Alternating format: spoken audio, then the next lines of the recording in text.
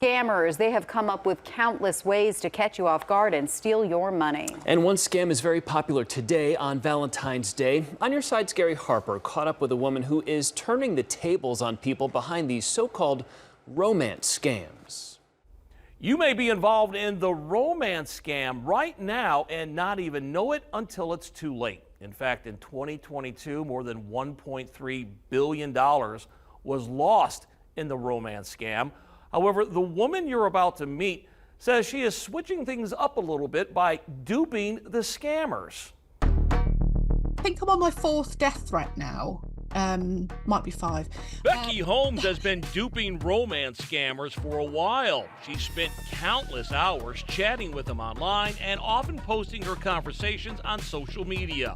It's a hobby that grew out of boredom at the start of the pandemic. And as soon as I joined Twitter, I had so many people in my inbox, these really good-looking men saying, "Hello, dear. How are you? You look so pretty."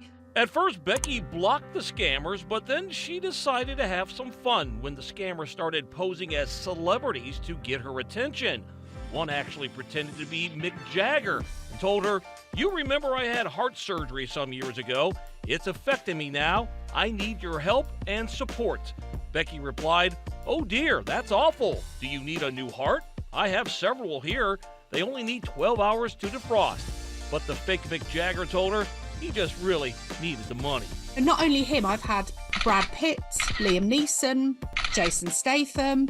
Becky tells On Your Side that she's turned her experiences into a book called Keanu Reeves is Not in Love with You. Even though Keanu Reeves is famously not on any social media at all, he is the most impersonated. The scammers pretending to be celebrities typically have two tactics. They claim their manager doesn't want them to see you, so you have to pay for a meet and greet.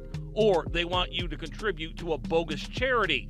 But what about the scammers pretending to be your average Joe? Most commonly is a soldier, a doctor, pilot, oil rig worker. Becky says they pick exotic occupations and try to build a relationship online with a sad story about why they're so lonely. Often somebody will tell you that they're widowed, that they have a child, the child is being cared for elsewhere because they're away with their dangerous job. Their husband or wife got cancer and died. Their husband or wife was in a car crash. These scammers can spend weeks building an online relationship, pledging their love. But eventually, they're going to start asking for money, and in many cases, those requests happen on Valentine's. Valentine's Day is a perfect time for a fraudster to ask for money because they might say, "Surely you want to buy me a Valentine's Day present, my darling." So how can you tell if the person you've met online is a scammer? One of the first things that I always say is to do a reverse image search. There are several online. A site called 10i is one of the best known. Upload a photo and it will tell you where the image came from on the internet.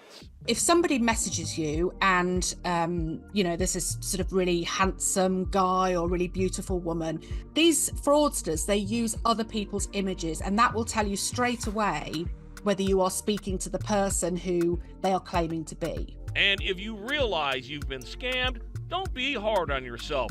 These fraudsters are good at what they do.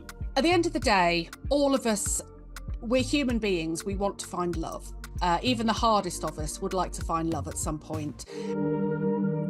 Keep in mind, scammers target not only women, but men as well. So if you're currently involved in an online relationship with a person you've never even met, and they ask you for money or maybe ask you to invest in something, you're most likely getting yourself involved in a scam.